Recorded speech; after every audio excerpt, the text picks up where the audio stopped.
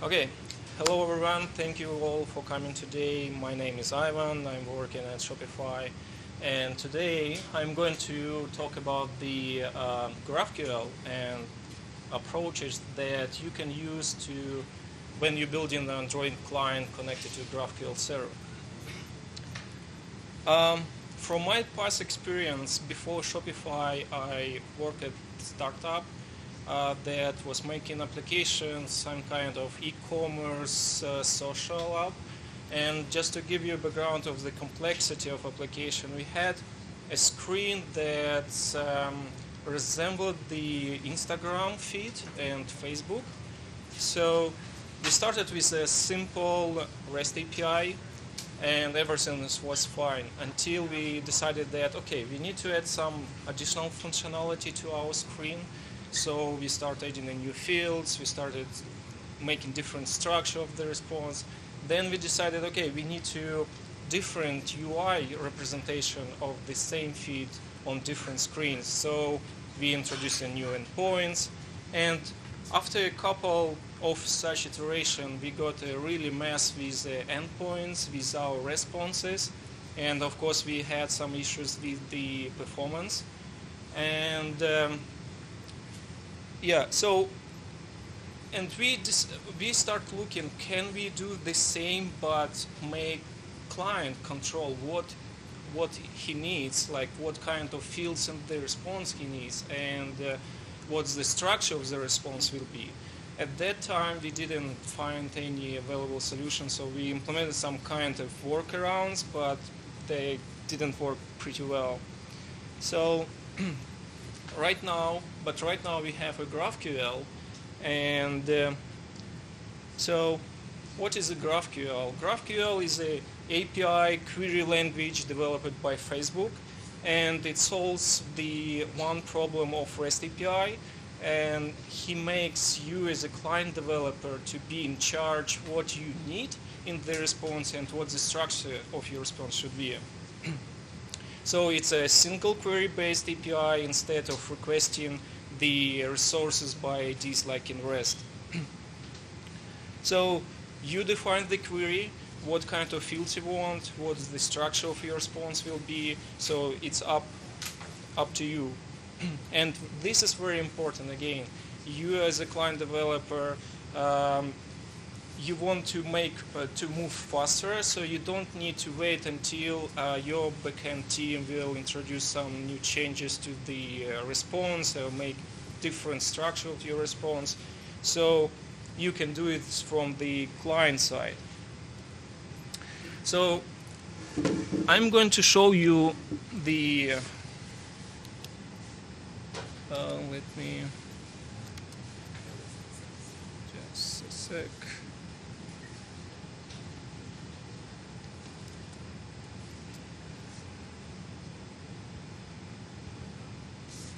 Yeah.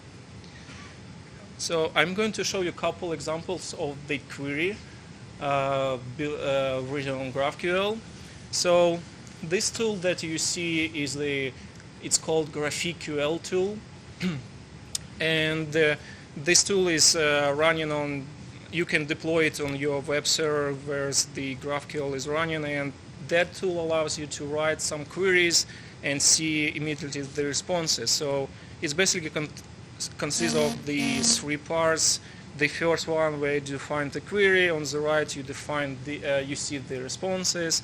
You have as well the documentation, like what kind of fields some query has, and like description of these queries.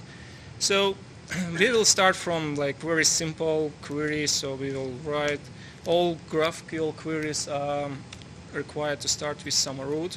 So what we are going to do, and I'm going to use the GitHub schema. GitHub. I believe that GitHub was the first company who adopted GraphQL after Facebook. So we are going to write the give me user by login. So now I will request the user. I specify what kind of login. So it will be our Eric Fan. And now I specify what fields I want. I want name for Eric, and I want like company. So we run, yeah, and we have on the right the response. Can you make the screen bigger? Oh yeah, sure. Is it better? Yeah, okay. So yeah, this is pretty much a simple query. And so right now let's make it more complicated. So let's say I want repositories of the user. So I specify repositories. Yeah, repositories is quite big, so I need to specify what kind of repositories. I want first 100 repositories. I need to specify nodes, and then for repository I need to specify, I believe it's name. Yeah.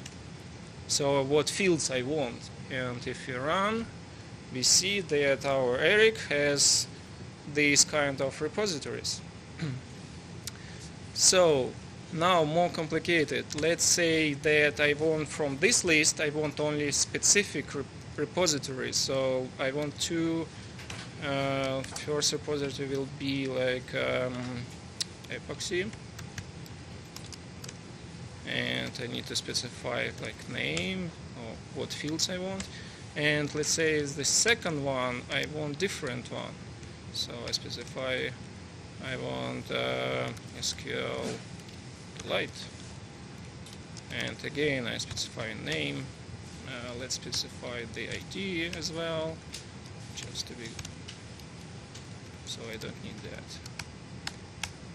So even if this query is not valid, if I try to run, the GraphQL will tell you that what's wrong. The problem is that we are trying to fetch the repository, two different repositories, but the name of this field will be the same. So we need to fix that. And GraphQL has aliases, so I can say that first repo. And for that, I will specify the second repo. So if I run, I see that I have like a first repo and I have a second repo. So now you can see that every time when we are trying to get a repo information, we are specifying the same ID, name, the same field. So it's a lot of duplication code. How we can fix that? GraphQL has the fragments that is kind of a preset of the fields for on particular type. So let's say I want fragment and I specify the name of this fragment and I need to specify what fields on which type it will be. So it will be on type repository, and I can copy that stuff. And this is a syntax how I can specify the repo, the fragment, yeah, and here. And when I run, you see that it's the same response. So right now we see that the values for the login, for the name, it's a hard-coded value. So let's say how we can make this query have some arguments. So there is like you can specify this. I want a login. Then you need to provide the type of this argument. This exclamation mark means that it cannot be null. GraphQL can distinguish between different nullable or non-nullable types. So let's say first repo name, the same string that is not null, and the second repo name that is string not null. And now we can use these variables or arguments in our query. So login, here we can use this first repo name, and this one will be our second repo name. So if you run again, it will complain because there is no values defined for these variables. So there is the section query variables where we can specify what kind of the values for our variables. So it will be that it will be first. So it will be epoxy, and the second it will be SQL delight. Yeah. So if you run, you see the same response. So now let's have another example, much complicated. That I don't need all this stuff. So sometimes I don't need that. So sometimes we need to ask a list of items, and the items can have different types. So it's like called heterogeneous list or something. So, and GitHub has a search that returns these different item types. So we need to specify what kind. Then we need to specify the query, the same. We need to, I will use the Eric. And I need to specify, I guess, type. This is the end issue. And I need to, I believe, nonce, yep, and type name. So we see that we have issues, we have a pull request, and as you notice that it's nice autocomplete, but now I cannot select anything. It's just like type name. Type name is a system field that provides what kind of type this field has. Sorry? Oh, okay. Sorry. Yeah. So to solve this, like to have, for instance, if I want for issues, I want some fields. For pull requests, I want something different, like different kind of fields. So there is like GraphQL has inline fragments. It's kind of the same as just a regular fragments, but it's like anonymous fragments. So you can specify that on issue I want ID, and I believe title, yep. And on pull request, I want the same ID and probably name. Okay, I will try. Yeah, body. Okay, so if you run, and we see that our issue has ID and title, and for pull request, where's our pull request? Yeah, we requested something different. Okay, so let's switch me back for the presentation. Yep. Okay. Right. So this is a basic idea of graph language, and so the nature of REST API is ID-based resource request. So you get resources by some ID, and that's why we have in REST it's called n+1 query problem. So when, for instance, you request the list of users, and then for each user you request some additional information like a repository for this user. So that's mean that you are making n+1 query. With GraphQL, you don't have this problem. You can request all this information in one shot with one query. Yeah, you can probably argue with me that you can define the different endpoint that will return the user with a repository. But from my experience, the story that I told you, that is like it's very easy. It becomes very messy with an endpoints and with the response fields and so on. So GraphQL makes you as a developer define like what fields you want, what the structure you want. So it gives you flexibility. Of course, it gives you some optimization of your queries. So it decreasing the bandwidth, and of course it's increasing some performance on the server side. And there is no anymore like n+1 query problem. So now let's talk about a little bit about the graph schema. So all GraphQL queries are based on user-defined type system, or you can call it a schema. And the schema is basically describing what the types of your fields have, and like some description. So here you can see this is a GraphQL schema for the GitHub, and we have the user that is our object, it's obviously.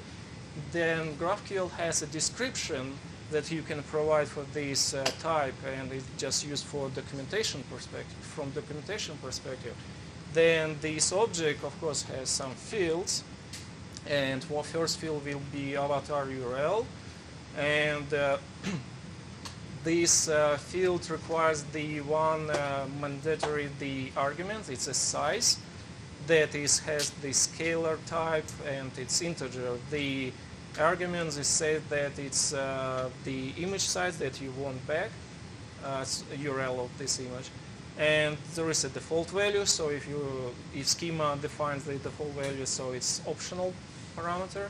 And of course we have, for this field we have a type that is our avatar URL is a string, so it's a scalar and it has a string. And as well, GraphQL provides you the isDeprecated flag and deprecation reason. So you can easily deprecate the field, and even what's nice with that, on the server side you can even track what fields, what deprecated fields are still in use, and if none of them is using, you can safely remove because there is no client who is using this field. Yeah, so this is another field that our user has, and it's gist. So it's the same, it has an argument that is name and a scalar string. And this gist is actually a reference to another object. So this is example how we can make a reference that user has a reference to gist that is another object. So just to be clear that this is not how the actual GraphQL schema defines on the server side. It's the result of the introspection query that you can run against the GraphQL server, and it returns you the JSON representation of the schema. And the real schema, I believe, defined by the it's dependent on the server implementation. So for JS, it will be a bunch of JavaScript files. Yeah, so let's see the schema from different angles. So the schema can be easily represented by graph. So all queries are starting from root. So we have a root, then we can request a user. And this graph is like vertexes is actually description of type, like of type user. It has like all these description fields deprecated, and the edges is actually the connection that is connected, for instance, our user to gist or to repo. So from root we can request user, then we can request gist, or we can go to user repo, and from repo we can go to pull request. So that is basically, I guess that's why the GraphQL is a GraphQL, because it's based on the graph. Yeah. So how we can use all this information to build the Android clients? So where do we usually start with the REST API? With REST we start writing the mocks or maybe Pojo classes that represents our responses. And these classes is like pretty much the mechanical job. So, and question, why do we need to write that if we already defined the same models on the server side? Server side has these models. Well, because probably there is no way we can share this definition between with Android clients. With GraphQL, we have the schema that we saw. This is a JSON, and we can share with the Android client. And so by using the schema and queries, we actually can generate all these models, all these classes. And there are actually two approaches how to do this, or at least I know two. First approach that we using currently at Shopify internally is that we take only schema definition and generate some kind of the query builder that allows you to build the queries, GraphQL queries. So this is as example, you have like a API schema queries. This is syntax with lambdas to make it concise. So we have like a query, then we start with the user, we want user and we specify what kind of arguments, like the login. Then for user we specify what fields we want, for what URL we specify we want the image with size 48, and so on. And then we call build, and basically it generates the same query that we saw before during the demo. So as you can guess, the generation based on only on schema doesn't know what kind of types you're going to use. So it will generate the Java classes for all types defined in your schema. And the schema can be pretty huge. But on the other hand, you don't need to really know this GraphQL syntax. You just write in the Java builder, that's all. And yeah, so this library that we are using right now at Shopify is like it's internal library, but we are going to open source soon. It works with our specific GraphQL schema, but we are trying to make it more generic. Another approach is, and this approach is behind the Apollo library, and the input for our generation tool take not only schema but queries as well. So you write the GraphQL query, and you take this query with the schema and pass to the generation tool. And the generation tool will generate classes and types only for the types that you are going to use. So, but at the same time, you're writing this GraphQL query, so you need to understand, you need to know the GraphQL language. And another point is that every time when you change the query, you need to run regeneration again because it regenerates the Java class. So Apollo is a bunch of open source tools and products for GraphQL, and under the umbrella, I believe, of Meetup development group. So it provides solutions for server side, for client side, for different platforms to help developers to work with the GraphQL. And one of such tools is the Android library, and that consists of 3 parts. First part is a compiler that is responsible for generating classes, and it's based on Java Poet from Square. It has a Gradle plugin that is responsible for finding your GraphQL files and schema and feed to the compiler, and of course runtime that is actually makes you to execute your queries and parse the response. So here as example, we see that we have our schema JSON that we took from our introspection query. We have the GraphQL file that contains the query. It's pretty much the same that we wrote during the demo. And the Gradle plugin will grab these files and pass to the generation tool, and we will have this class generated that represents our query. So it has operation definition that is pretty much this query. So it defines the variables that is used as the variable for your query. And of course it generates the model class that represents your response. So it's name, avatar, company.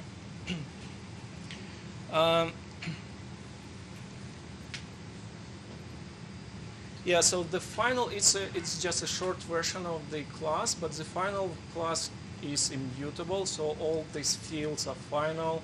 It implements the toString equals. It has some bunch of helper classes, mapers, that is responsible to help parse the response. And actually parsing itself is quite efficient because it do not load the whole string as the do not load the whole response as a string into your memory, but using the stream-based reading of the response and parsing. And the whole Apollo client is based on OK HTTP client, so it's only one library that they're using, and yeah, the only that they're using the Moshi it's like a JSON. So to serialize these variables, because it can be not only scalar type, but it can be a very complicated object, like input object or something. So yeah, Apollo client is Apollo library is under development as well. It's not stable, yeah, but it pretty much like support the old GraphQL specifications. I know that the next will be it's a request response based cache.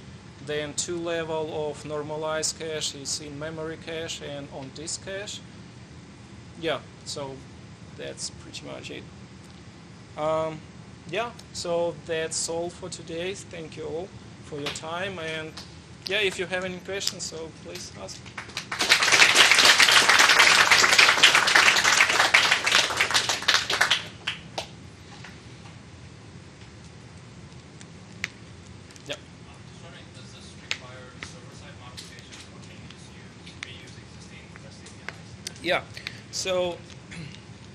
Yeah, so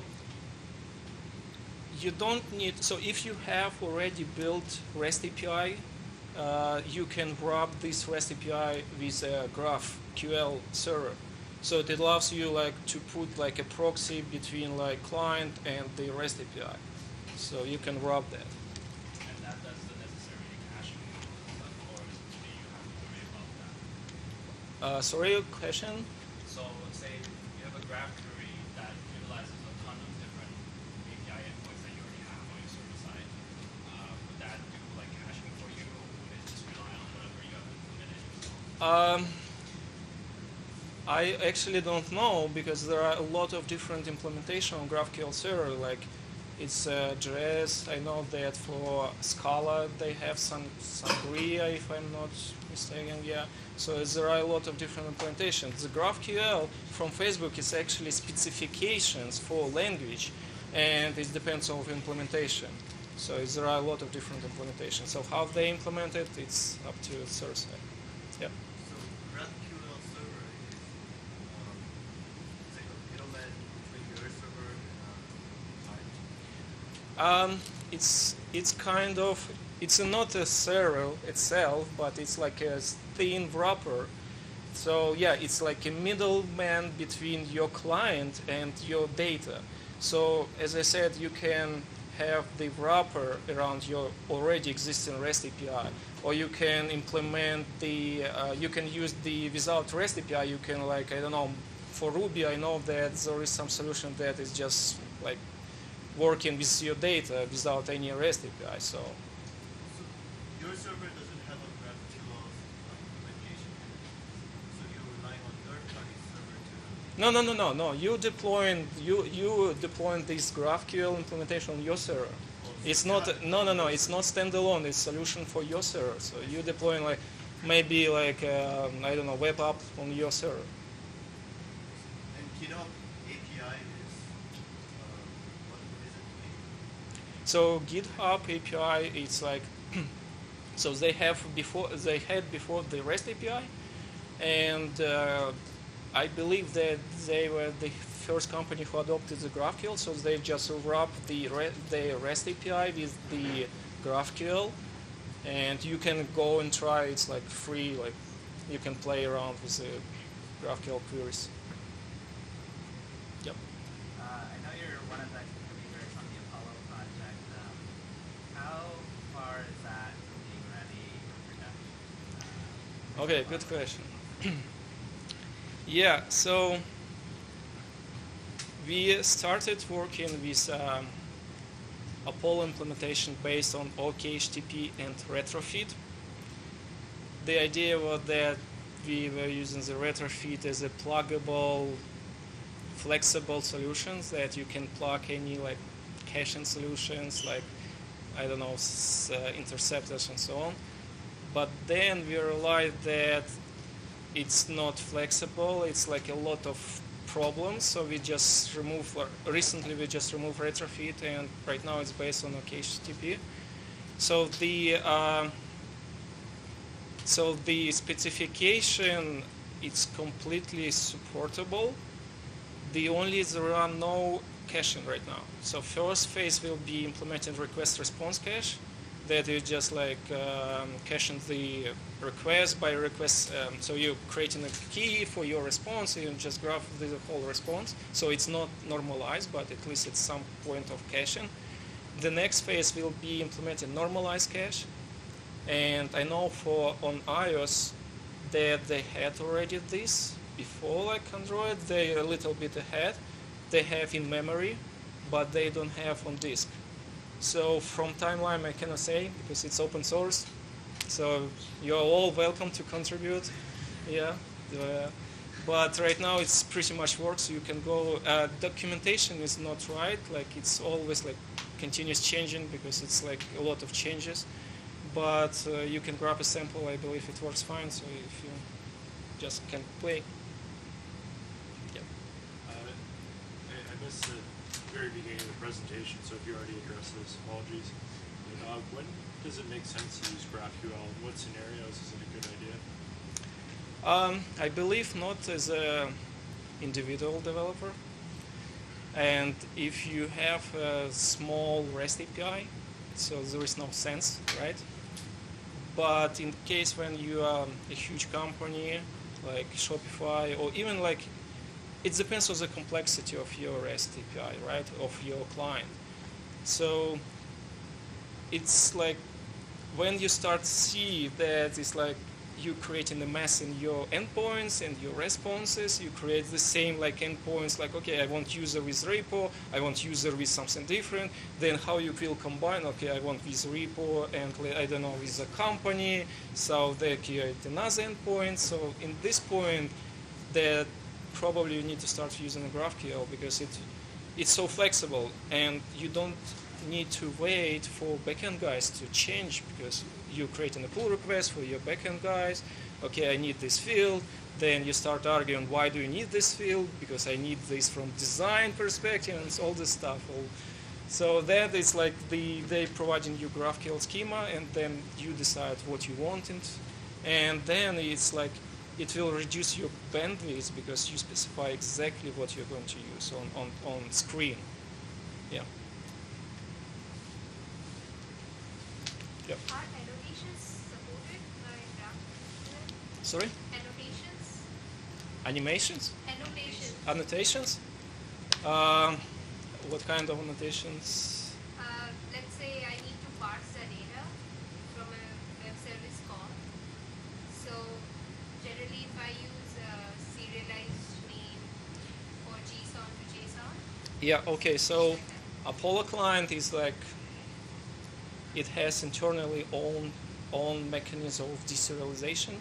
So you don't need to use any JSON, you don't need to use the Moshi, or I don't know, Jackson. So it's internally parsing your responses. It generates the models, and it knows how to parse the response for your response that represents this represented by this model. So you don't need to use any external deserializing libraries. So you don't need any annotations.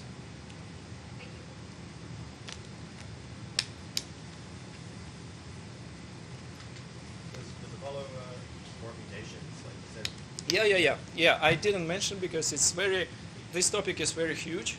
So yeah, mutation is well supported. Yeah, and the idea, like, and one problem with the mutation that is related to the cache. So when you're mutating, you need to update your cache, like if you want to support the true normalized cache. So, and this will be the next phase, like to add this. But mutation is working. Yeah.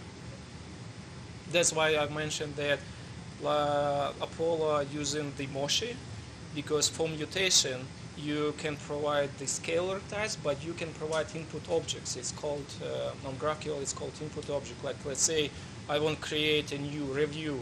A review itself is object. So mostly just like helpful to just realize these arguments.